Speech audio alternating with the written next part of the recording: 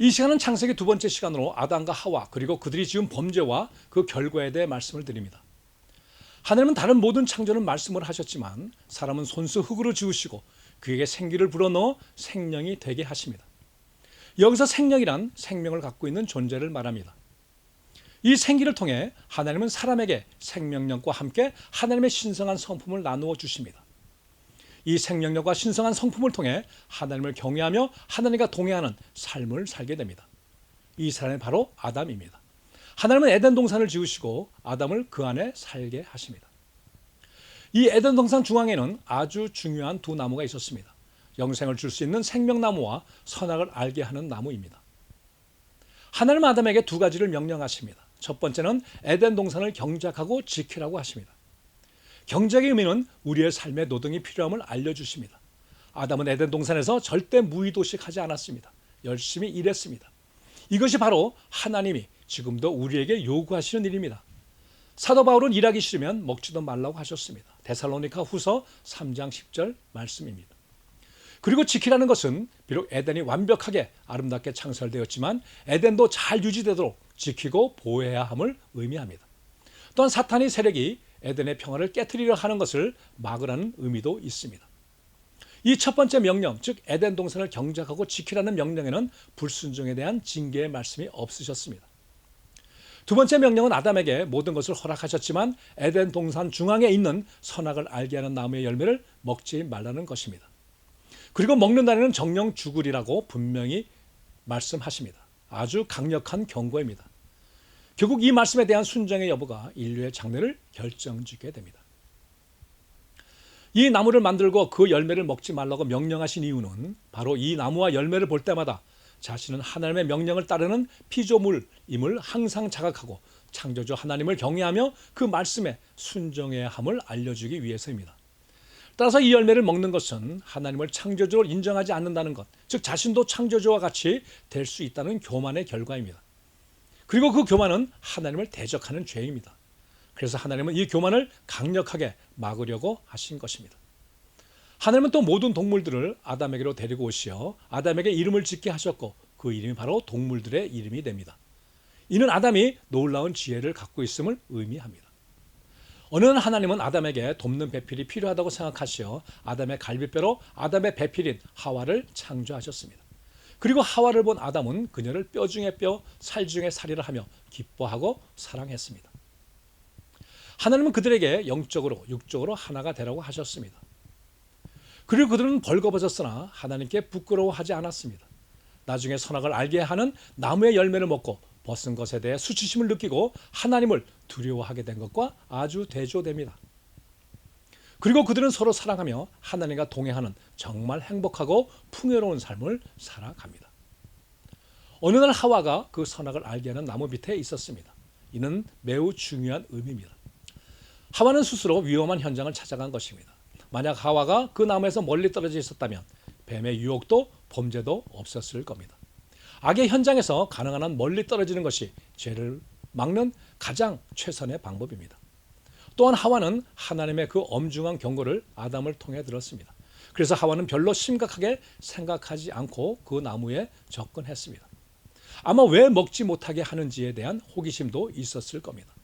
이와 같이 남을 통해 말씀을 듣는 것은 항상 완전하지는 않습니다. 그래서 성경도 남을 통해 듣는 것도 필요하지만 직접 읽어야 합니다. 그녀가 그 나무 밑에 나타나자 사탄은 유혹을 시작합니다. 그 유혹의 단계는 지금 우리가 때때로 받는 유혹과 아주 유사합니다. 우리는 이 과정을 잘 숙지해야 됩니다. 먼저 뱀은 하나님이 그들에게 모든 열매를 못 먹게 했냐고 묻습니다. 아주 엉뚱하고 바보 같은 질문을 합니다. 그러면 보통 사람들은 이런 엉뚱한 질문을 받으면 뭐 이런 질문을 다 하냐고 하며 상대를 우습게 보며 자신의 우월성을 나타내려 합니다.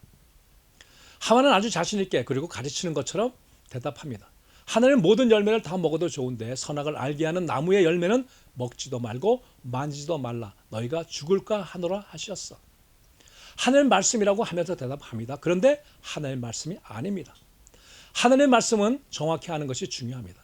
아니면 계속해서 자기 입장에 맞게 말씀을 변형시키게 되고 결국 잘못된 말씀을 하나님의 말씀이라고 믿게 되어 불순종에 이릅니다. 하나님의 말씀을 제대로 모르는 하와에게 뱀은 확실하게 달려들어 유혹을 시작합니다. 그리고 하와의 의심을 부채질합니다. 죄는 조그만 틈새만 있으면 비집고 들어옵니다. 그리고 후에는 감당할 수 없는 정도가 되어 죄에 빠지게 됩니다. 애초부터 죄를 멀리하는 것이 죄를 짓지 않는 최선의 방법입니다. 뱀은 두 가지로 유혹합니다. 첫 번째는 먹어도 죽지 않는다고 합니다. 하나님이 거짓말하셨다고 주장합니다. 모든 유혹의 시작은 하나님의 말씀을 의심하거나 혹은 하나님이 너무 과장되게 말씀하신다고 생각하는 것입니다. 그래서 하나님의 말씀을 전혀 믿지 않거나 믿기는 하지만 완전히 믿지는 않고 자신이 원하는 대로 믿습니다. 한 예로 창세기 19장 14절에 보면 롯의 말을 들은 그의 사위들이 하나님의 경고의 말씀을 농담으로 여겼다는 내용이 나옵니다. 그리고 그 말씀에 따르지 않으므로 모두 죽임을 당합니다. 두 번째는 이 과일을 먹으면 하와의 눈이 밝아져 선악을 알게 되어 하나님과 같이 되는 것을 하나님이 원하지 않으셨기에 먹지 못하게 하셨다고 주장합니다. 하나님이 속 좁은 마음을 갖고 있어서 우리가 잘 되는 것을 좋아하지 않는다는 주장입니다. 그러니 물론 하나님을 따라야 하지만 어떤 부분에서는 하나님을 따르지 않는 것이 더 낫다는 의미입니다. 이와 같이 뱀은 열매를 먹어도 죽지 않을 뿐 아니라 하나님과 같이 된다고 하와의 교만을 부추기며 유혹합니다. 유혹을 받고 하나님을 의심하는 마음으로 그 과일을 보니 세 가지 악한 마음이 나타납니다. 우리에게도 자주 나타나는 마음입니다. 요한일서 2장 16절에도 같은 유형의 세 가지 악한 마음이 나타납니다. 첫 번째, 먹음직하다입니다. 식욕을 말합니다. 더 나아가 육신의 정욕을 의미합니다. 이 식욕은 우리 건강을 위해 좋은 것이지만 절제하지 못함으로 악을 범하는 경우가 참 많습니다. 두 번째, 보암직하다입니다. 아름다움을 추구하는 것입니다. 안목의 정욕을 의미합니다. 아름다운 것은 좋은 것이지만 절제하지 못하거나 변형된 아름다움은 악이 됩니다. 아무리 아름다워도 한계를 넘거나 변형되면 추해집니다. 세 번째는 탐욕입니다. 갖고 싶고 누리고 싶고 자랑하고 싶은 마음입니다. 이생의 자랑도 같은 의미입니다. 더욱 갖고 싶고 더욱 누리고 싶고 더욱 자랑하고 싶은 마음이 바로 탐욕입니다. 한번 이런 유혹에 빠지면 스스로 이겨나갈 방법이 없습니다. 따라서 악은 철저히 피해야 하고 죄에서 멀리 떨어져야 합니다. 하와는 결국 유혹에 빠져 선악을 알게 하는 나무의 열매를 먹습니다. 그리고 어느새 자기 옆에 다가와 함께 있는 아담에게도 줍니다. 아담도 같은 마음으로 그 열매를 먹게 됩니다. 하나님이 그렇게 강력하게 금지했던 악을 범하게 됩니다. 이는 정말 중대한 일입니다. 그런데 하나님은 그들이 그 과일을 먹는 것을 모르셨을까요? 분명히 아셨을 텐데 왜 미리 막지 않으셨을까요? 자유의지 등 여러 가지 의견이 있지만 그것은 바로 하나님의 아담과 하와에 대한 완벽한 사랑 때문입니다. 사랑은 끝까지 그리고 완전히 믿는 것입니다. 하나님은 그들을 사랑하심으로 끝까지 믿으셨습니다. 하지만 그들은 그 사랑을 철저히 배신했습니다. 그런데 참된 사랑은 그런 배신에도 불구하고 상대를 위해 여전히 그리고 더욱 끝까지 사랑하는 것입니다. 그래서 하나님은 배신으로 죄를 지은 그들과 그들의 후손에게 구원을 약속하시고 결국 예수님을 이 땅에 보내셔 그 구원을 이루셨습니다. 우리는 이 사랑을 깨닫고 감사하며 기뻐해야 합니다. 인류 역사상 사람들은 끊임없이 하나님의 사랑을 배신하고 거역하지만 하나님이 우리를 배신하신 적은 한 번도 없으십니다. 선악을 알게 하는 나무의 열매를 먹은 그들은 선과 악을 알게 됩니다. 그 의미는 선은 하나님의 성품을 이미 갖고 있었기 때문에 그들이 새로이 악을 알게 되었다는 것입니다. 또 하나님이 주신 선은 불순종으로 인해 대부분 파괴되고 그 자리에 악이 대신하게 되므로 그 악이 그들을 지배하기 시작했다는 것입니다. 그러자 그들은 벗은 것, 즉 수치를 알게 되었고 그 수치를 나무 잎으로 가릴 뿐 아니라 그렇게 사랑하며 동행하던 하나님이 두려워 숨습니다. 이 수치심과 두려움은 바로 악으로 인해 나타나는 감정입니다. 그 후에 하나님이 아담에게 내가 어디 있느냐고 물으십니다. 하나님이 그들이 어디에 있는지 모르셔서 물으셨겠습니까? 그들을 찾는 하나님의 목소리는 너무나 다정하고 부드러웠을 겁니다. 하나님은 그들이 하나님의 사랑의 목소리를 듣고 자신들의 죄를 깨닫고 회개하기를 진정으로 바라셨습니다. 그리고 그들이 자신들의 죄를 깨닫고 회개했다면 용서하셨을 겁니다. 우리가 하나님께 형벌을 받는 것은 죄를 지었기 때문이 아니라 지은 죄를 회개하지 않아서입니다. 하지만 죄인은 절대 스스로의 힘으로 회개할 수 없습니다. 그러자 아담은 벗은 것이 두려워서 숨었다고 합니다. 죄로 인해 나타나는 두려움은 경외함과는 전혀 다릅니다. 이 마음은 이미 이들의 영혼이 죄로 완전히 더럽혀졌음을 의미합니다. 하나님은 계속해서 그 나무 열매를 먹었느냐고 묻습니다. 이때도 하나님은 하나님의 경고를 기억하고 회개하기를 원하신 것입니다. 그런데 아담은 회개는커녕 하나님이 주신 여자 하와가 주어서 먹었다고 합니다. 그렇게 사랑하던 하와에게 죄를 떠넘길 뿐 아니라 하와를 하나님이 주셨으니 하나님에게도 일부 책임이 있다는 주장입니다. 이런 추악한 변명에 하나님이 얼마나 마음이 아프셨을까요? 이번에는 하나님이 하와에게 물었더니 뱀이 주어서 먹었다고 합니다. 뱀에게 책임을 넘깁니다. 그런데 뱀은 누가 창조한 것입니까? 하나님이십니다. 즉 하나님에게도 잘못이 있다고 주장하는 모양입니다. 이와 같은 변명과 책임 전가도 악으로 인해 나타나는 현상입니다. 이 말을 듣는 하나님은 그들이 회개할 것을 단념하시고 결국 죄에 대한 형벌을 내리십니다. 그들은 회개를 통해 죄 용서를 받을 기회를 놓치고 맙니다. 하나님은 우선 뱀에 대해 저주하시고 여자와 그 후손들과 뱀과 그 후손들이 원수지간이 되며 여자의 후손이 뱀의 후손의 머리를 부수고 뱀의 후손이 여자의 후손의 발 뒤꿈치를 상하게 할 것을 예언하십니다. 여기서 여자의 후손은 예수님을 의미하며 뱀의 후손은 사탄을 말합니다. 즉 예수님의 십자가의 고난과 부활을 통해 사탄을 물리치는 사건을 미리 예언하신 것입니다. 그래서 이 말씀, 즉 창세기 3장 15절을 원시복음이라고 합니다. 계속해서 하와에게는 남편에게 복종하고 해산의 아픔을, 그리고 아담에게는 평생을 땀 흘려 수고해야 하는 저주를 주십니다. 그리고 두 사람은 물론 그의 후손 모두 흙에서 왔으므로 흙으로 돌아갈 것을 선포하십니다. 이제는 영생의 소망이 완전히 사라진 것입니다. 그리고 가시덤불과 엉겅퀴를 말씀하시며 자연도 같이 저주하십니다. 따라서 이 지구는 하나님의 저주를 받은 땅이 되었습니다. 그런데 우리가 사는 지구를 보면 아직도 정말 아름다운 것이 얼마나 많은지 모릅니다. 저주받은 땅이 이 정도 아름답다면 하나님이 창조하신 땅은 얼마나 아름다웠을 것인가에 대해 정말 궁금합니다. 하나님은 죄를 지은 두 사람에게 지은 죄에 대한 책임과 형벌을 주십니다.